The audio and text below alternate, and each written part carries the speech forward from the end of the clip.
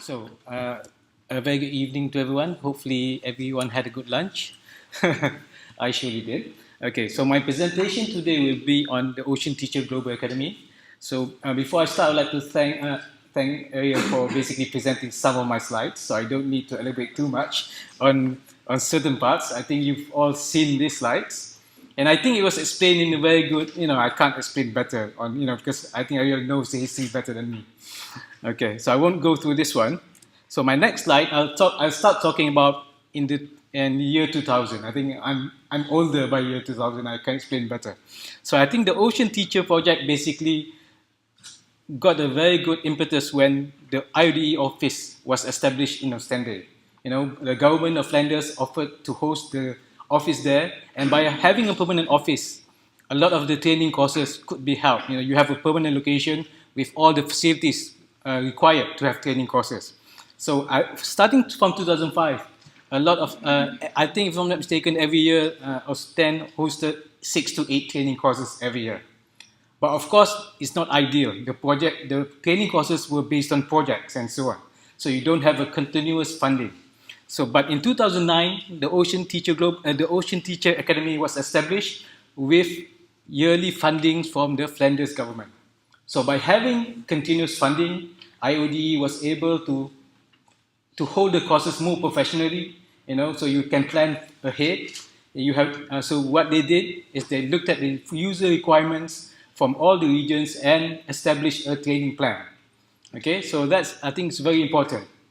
If you don't have a fixed budget, it's hard to work. You have one training course, you cannot have it next year and so on. So by having a continuous budget, I think that helps a lot, and it helped the OceanTeacher program to move forward. Okay, but in 2014, an audit was conducted to really look at the program. The OceanTeacher program has been running for about 4 or 5 years, and it was established that there are certain needs that, how do you improve the program? It's been doing very well, but how do you improve? So among the findings was we need to train more students from each country. Okay, the training was held in Europe. It's far away. To come from Malaysia, like where I'm from, it takes a while, and so on. Okay, we need to reduce the travel time of students and of course lecturers.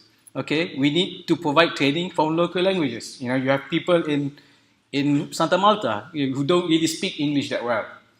Spanish is their first language, and so on. So, and also need to look at local issues. And so this is among the key important findings that we have. And we have to make a platform available to other IOC programs. So to cater for this, what the group decided was to establish a global academy, okay, the OceanTeacher Global Academy.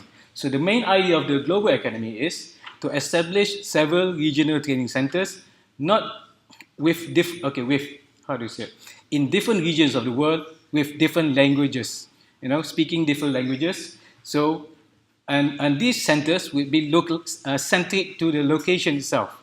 If we have a training in Malaysia, the lectures we hope to have to come from Malaysia, discussing issues from Malaysia. Similarly, if it's held in Africa and so on. So you have local issues with local people. And of course, when you have these trainings, everyone will come from the same region. They will better understand. And of course, they will build network within their own region. Okay.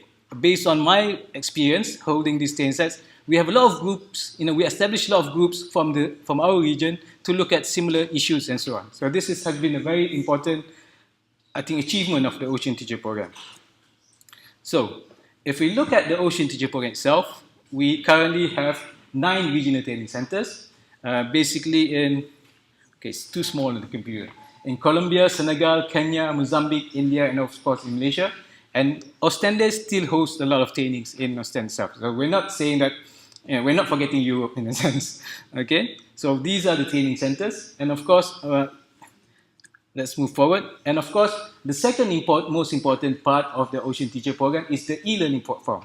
Okay, so this started earlier on in the OceanTeacher program, but with the OceanTeacher Global Academy program, all the lectures and everything will be on the Moodle platform, which is our e-learning platform. So all the material that has been taught will be on the platform. Okay, so if we have five For example, 5 tsunami courses, all 5 will be there. Okay, so participants will be able to go in and look at the material and and restudy it. For the courses, for the last course we had in Malaysia, we had more than 100 applicants for 20 places. Okay, so we can't host everyone. But of course, I noticed that there are some people, after the course, a lot of people could just log in to the location and log in. Everything's online. Some lectures are online. The material, the lectures are online. So you basically could self-learn on the platform itself. So I think this is another important way to move forward. The material will be there. You don't have to come to Malaysia to learn, but you could get the material online. And of course, emails are there. You could email the lectures and ask for information and so on. So that's another key important thing of the platform itself. Okay, statistics-wise, I think this was presented before. So if you notice, we have trained more than 2,600 people. But if you would also notice that there are 4,800 registered users. Okay, so based on that itself, we say we have more than 2,000 people logging in who haven't even been to the courses. Okay, so the material has been accessed from people who are not even being trained at these training courses. Okay, so over the years, we've been conducting more than 210 courses in English, Spanish, French, and also Portuguese. Okay, and of course, we achieved the ISO last year, I think, Learning Service Provider. Okay, so this, I think, is very important. It's important to, so we're basically doing, this is a professional course. It's not, ad hoc material, everything's been done in proper order, I would say. Of course, how do we move? Okay, the OceanTeacher, basically, we have a steering group meeting being conducted. Every year we have a meeting where all the regional training center heads come and meet. We look at the user requirement for each region. We have surveys going out. So each region will come back with what is required for that particular region. Looking at the budget, we will establish a training plan for the year. Okay, so this is done by the steering group meeting. Every year we have it on stand. I think last year in Brussels. Okay, and of course the OTGA Secretariat. First of all, I would like to thank the OTGA Secretariat because without them, I don't think this program will ever move. Okay, they've done a lot, even though they're not in the forefront, but I do like to thank Claudia and the team because I do believe without them, this program won't work. We could have all the same meetings that we would like, but without the people actually doing the hard grind, you won't have this program at all. So that's the steering group meeting. I'm not sure how many minutes I have.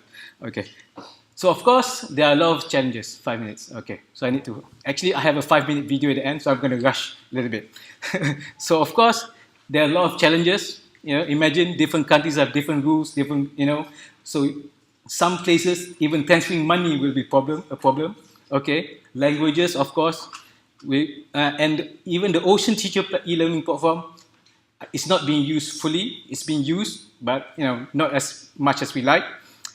And not all RTCs has the necessary staff availability and so on to organize course. Many RTCs still rely on the secretariat to help out.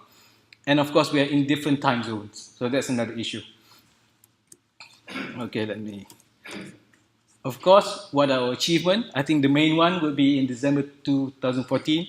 It was mentioned in the General Assembly that OceanTeacher program helped to train a lot of users in ocean data management and so on. So I won't need to everything.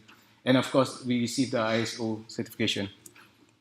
I won't go through this. I think I will show this. But of course, capacity development is in the middle, and the OceanTeacher program helps in most of the components. I will skip this one.